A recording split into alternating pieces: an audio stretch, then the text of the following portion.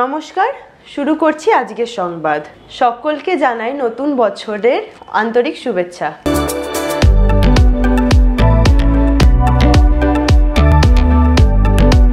পশ্চিমবঙ্গ খাদি ও গ্রামীণ পর্ষদের উদ্যোগে বর্ধমানের টাউন হল ময়দানে শুরু হলো পূর্ব বর্ধমান জেলা খাদি মেলা। এই মেলার আনুষ্ঠানিক সূচনা করেন রাজ্যের মন্ত্রী স্বপন দেবনাথ।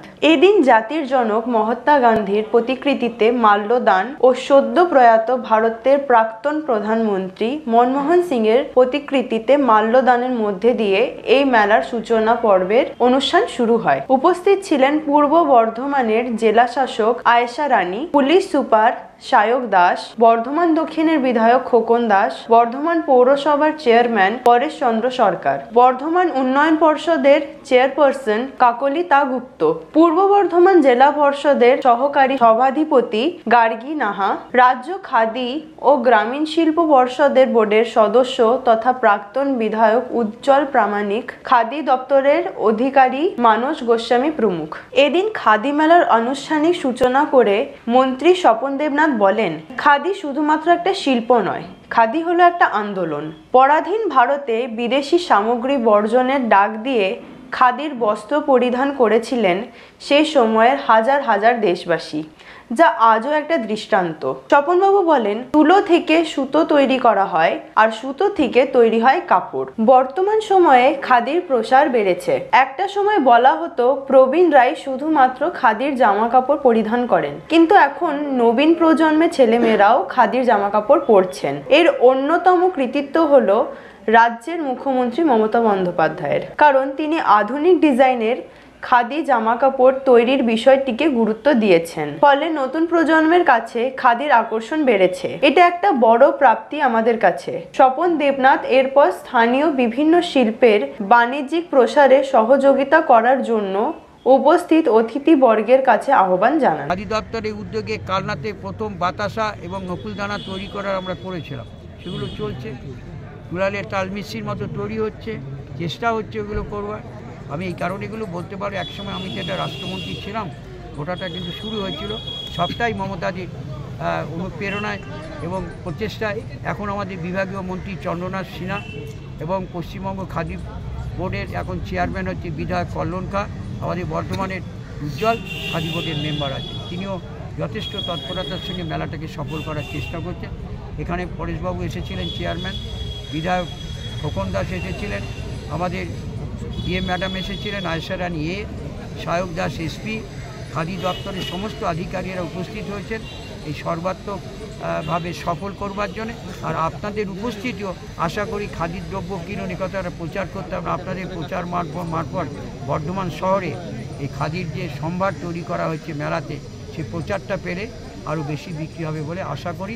তাতে কি হবে, যারা শিক্ষক শ্রী পরেশ সরকার মহাশয়, Bardhaman development authority chairman Kakuli Gupta, councillor Shahabuddin, Intekhab Alam ছাড়া আরও অনেকেই আছেন, নিমাই বাবু মজুমদার রয়েছেন, আমাদের জেলা পরিষদের সহসভাপতি গার্গী এখানে আছেন, কর্মাধ্যক্ষ মিঠু মাঝি আছেন, আরতি খান আছেন, স্বরাজ ঘোষ আছেন, বিশ্বনাথ রায় আছেন, সর্বোপরি প্রশাসনের আমাদের ডিএম ম্যাডাম নিজে এখানে উপস্থিত হয়েছেন, এসপি সাহেবও নিজে আছেন, খাদি দপ্তরের অনুপবাবু আছেন, জেলা খাদি যিনি আছেন অফিসার তিনি আছেন, আমাদের উজ্জ্বল এই খাদি এবং গ্রামীণ শিল্প পর্ষদের বোর্ডের তিনি মেম্বার, তিনি আছেন। দেখুন, একটা খাদি একটা শিল্প, খাদি একটা আন্দোলনের নাম। স্বাধীনতা সংগ্রামের আগে বিদেশি বস্ত্র বর্জন করার ডাক দিয়েছিলেন মহাত্মা গান্ধী সহ সকলে। তখন চরকায় সুতো কাটা হয়। খাদির মূল ব্যাখ্যাটাই হচ্ছে তুলো থেকে সুতো, সুতো থেকে কাপড়, কাপড় থেকে বোনা, এটাই তো খাদি। কিন্তু খাদির সঙ্গে একটা আন্দোলন জড়িয়ে আছে, আপনারা অস্বীকার করতে পারেন না। তার বিদেশি বস্ত্র বর্জন করতে হবে। চরকায় কাটা, তাঁতে বোনা, তাহলে তিনটে জিনিস কাজ। এক হচ্ছে তুলো থেকে সুতো তৈরি করা, সুতোকে থেকে কাপড়, কাপড় থেকে বস্ত্র উৎপাদন, এই সব মিলিয়ে বলে খাদি। আর একটা ধারণা ছিল, পরেশবাবুদের বয়স অনেক হয়েছে চেয়ারম্যান সাহেবের, যে বয়স্করাই মোটা কাপড় বলতে খাদি পরত, সিনিয়র লোক মানে খাদি পরবে। এখন কিন্তু খাদি সেই জায়গায় নেই। খাদি নিত্য নতুন ডিজাইন তৈরি হয়েছে, যুবকরাও কিন্তু খাদি বস্ত্রের ওপর আগ্রহ প্রকাশ করছেন, মায়েরাও করছেন। এটা সম্ভব হয়েছে মুখ্যমন্ত্রী মমতা বন্দ্যোপাধ্যায়ের অনুপ্রেরণায়। আমি বর্ধমান জেলার কথা বলবো। মোট 27টি না 72টা বোধহয় খাদি সোসাইটি আছে বর্ধমান জেলাতে, সোসাইটি আছে। আমরা তাদের অ্যাক্টিভ করতে চাই। তেমনি তাঁতও আছে। এই কালনাটি বর্ধমান জেলায় 120 তার উপরে কাউন্টের সুতোয় আংটির মধ্যে দিয়ে ধুতি যায়, আংটির মধ্যে দিয়ে ধুতি চলে যায়। সে ধুতিও তো এখানেই বোনা হয়, কিন্তু তার বাজার ধরবার চেষ্টা করছিলাম আমরা। এখনো বর্ধমানে কাজীপুর বলে গ্রাম আছে, যেখানকার ম্যাডামের দৃষ্টি আকর্ষণ করছি, খাদির বস্ত্র তৈরি করাই তাদের পেশা এবং উন্নত মানের। একটা আংটির মধ্যে চলে যাবে ধুতি, তারা তৈরি করে। তাহলে অ্যাক্টিভ করতে হবে। আমার আবেদন থাকলো যে এই যতগুলো কোঅপারেটিভ সোসাইটি আছে খাদি কনসার্ন, তাদের অ্যাক্টিভ করা দরকার। আমরা খাদির কাছে, মুখ্যমন্ত্রী মমতা বন্দ্যোপাধ্যায়ের কাছে আমি একটা শিল্পের কথা বলেছিলাম, যদি অনেক আগে মমতাদি ভেবেছিলেন যে বর্ধমান জেলা একটা কচুরিপানা থেকে শিল্প হোক। তাহলে কচুরিপানা আবর্জনায় ভরে থাকে, গ্রাম কিংবা শহরে, খাল বিল নদী নালা ডোবা নয়নজলি সবটাতে। লোকে বলে পরিবেশ দূষিত হচ্ছে। সেই কচুরিপানা কেটে শিল্প তৈরি করবার ভাবনা মমতাদি নিয়েছিলেন, আমরা দিয়েছিলাম বর্ধমান জেলাতে। সেখানে বাঁশদহ বিলের পাড়ে খাদি বোর্ডকে হ্যান্ডওভার করেছিলাম। তারা সেখানে আমরা নিজেরা উদ্যোগ নিয়ে বিশ্বভারতী থেকে ক্যাপসের ওপর শিক্ষিত মানুষদের নিয়ে এসে 22 জন মহিলাকে 3 মাস ধরে ট্রেনিং দিয়েছিলাম। সেই কচুরিপানা থেকে শিল্প করবার জন্যে তার গৃহ নির্মাণ হয়ে গেছে, মেশিনারি ঢুকে পড়েছে। সেটা করা হয়েছে পূর্বস্থলী 1 নম্বর ব্লক এই বর্ধমান জেলাতে। একদিকে কচুরিপানার শিল্প, আরেকদিকে বীরের শিল্প। তাহলে খড়, মিষ্টির হাঁড়িতে, যারা মাটির হাঁড়িতে আগে রসগোল্লা নিয়ে যেতেন, কিংবা এখনো দইয়ের হাঁড়ির তলায় প্রোটেকশন দেওয়ার জন্য খড় দিয়ে যে বিড়েটা তৈরি হয়, অনুপবাবু ছিলেন, আছেন এনে এখানেও।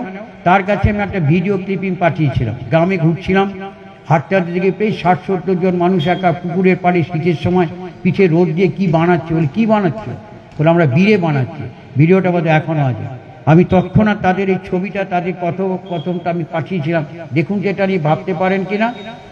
মিষ্টির দোকানে সার্ভে করলাম, প্রায় 500টা কালনা কাটোয়া নবদ্বীপ মিলে মিষ্টির দোকান, 1.5 লক্ষর ওপর বিড়ে লাগে, দই এবং ইত্যাদি। 1 বছর ধরে সার্ভে করে দিয়েছিলাম। আমি ধন্যবাদ জানাই খাদিকে, ওরা অনুমোদন করেছিলেন অনুপবাবু। হাতে তৈরি করলে একটা মা 100টা বিড়ে করতে পারে। পাইকাররা রেট দেয় 35 টাকা। ইনি তখন যুক্তি দিয়ে বলেন, খড়গপুরে আইটিতে যোগাযোগ করছি, বলে মেশিনারিতে বানালে সেটা একটা লোক 400টা বানাতে পারবে। তার একটা মায়ের কত রোজগার? প্রায় 200 টাকার কাছাকাছি। তা গ্রামীণ মানুষের কর্মসংস্থান এগুলো বিকল্প জিনিস বলে মনে করি। এবং অতি মাইক্রো ইন্ডাস্ট্রি, খড় থেকে বিয়ে। আর বর্ধমান জেলার শস্য ভাণ্ডার, খড়ের অভাব নেই। একটা শিল্প করতে কি লাগে? তার হচ্ছে র মেটেরিয়ালস, তারপর কি লাগে? প্রথম হচ্ছে তার ট্রেনিং, দেন প্রোডাকশন, দেন মার্কেটিং। তাহলে প্রোডাকশনের জন্য আগে প্রশিক্ষণ দেওয়া হয়েছে, আর বীরের জন্য প্রশিক্ষণ পেয়েই আছে। তাহলে এবার আমরা প্রোডাকশনে যাব। প্রোডাকশনের পর বিক্রি করতে হবে। তাই বিক্রি করতে গেলে মমতাদি মার্কেটিং সাপোর্ট দিচ্ছেন। এটাই তো শিল্প। এটা শিল্প নয়? আনঅর্গানাইজ সেক্টরে ওর চেয়ে বড় শিল্প কি হতে পারে আমাকে বলুন। আমাদের ভেদিয়াতে কাঁথা টিচ, দাঁড়িয়াপুরে ডোকরা, কেতুগ্রামে আরো শিল্প, বর্ধমানে নূতন গ্রামে কাঠ শিল্প। বলুন আপনারা, বর্ধমান জেলার সাংবাদিকরা আছেন, খবর নিন। মানুষ আছে না? আমি তো জানি হস্তশিল্প মেলা হয়, নূতন গ্রামে কাঠ শিল্পীরা একটা জিনিস পরে থাকে না, কাঁথা টিচ পরে থাকে না, ডোকরা পরে থাকে না, বিক্রি হয়ে যায়। আর আমার মমতা ব্যানার্জি কি করছেন? দিদি এই মার্কেটিং সাপোর্ট দেওয়ার জন্যে এই শিল্পীদের পণ্য, উৎপাদিত পণ্য যদি এখানেও এসে থাকে সম্ভার নেওয়ার জন্যে, যাদের কার্ড আছে তারা ক্যারিং চার্জটাও পান। আপনারা জানেন না, অনেকে সমস্ত শিল্পীরা যে মেলায় অংশ নেয় তারা 75 টাকা করে রাহ খরচ পান, 75 ফুডিং বোর্ডিং লজিং, আর তার দ্রব্য পৌঁছে দেওয়ার জন্য যে ট্রান্সপোর্ট কস্ট সেটাও তিনি পান। যেমন ধানের পাওয়া যায়, এটাও পাওয়া যায়। তার মমতাদি কোনটা বাকি রয়েছে? আমি কচুরিপানা শিল্পে আহ্বান জানাচ্ছি, ডিএমকে বললাম ওদের দিয়ে তো বানাবো, তাহলে বিক্রি কোথায় হবে? কচুরিপানার শিল্প তো পরিবেশ বান্ধব, বলে অফিসে পেনদানি লাগে, আপনাদের ব্যাগ লাগে। আমি বলেছি ওনাকে, ম্যাডাম আমি তৈরি করাচ্ছি, আমি প্রথমে কয়েকজনকে একটু দোকান করব, সেল করব, আর আপনি দয়া করে বলে দিন আপনার অফিসগুলো তো ওটা দিতে, তাহলে দেখবেন কর্মী যারা বানাবে তারা উপার্জনের পথ খুঁজে পাবে। বর্ধমানে কি কম সরকারি অফিস আছে? এসপি সাহেবের কাছে আবেদন, আপনার অফিসে ডাকুন, আমি প্রথমে পেনদানি তৈরি করাচ্ছি, 1000 খানিক তৈরি করি, আপনার অফিসে দিয়ে দেন, তাহলে যারা বানাবে তারাও মজুরি পাবে, তাদের কর্মসংস্থান হবে। আমি এই কথাগুলো শুধু বলবো, একটু সময় নিয়ে নিলাম। ধন্যবাদ। খোকন আছেন, ভাববেন খোকন পৌরসভা চালায়, পরেশবাবু চালায়, খোকনের কাছে আবেদন থাকলো বিধায়ক হিসেবে, তোমার পৌরসভার অফিসেও তুমি করো, আমরা করবো পেনদানি রাখো, সবটাই কচুরিপানা, এটা ভালো হবে, তাহলে শিল্পটা দাঁড়িয়ে যাবে। ধন্যবাদ সবাই।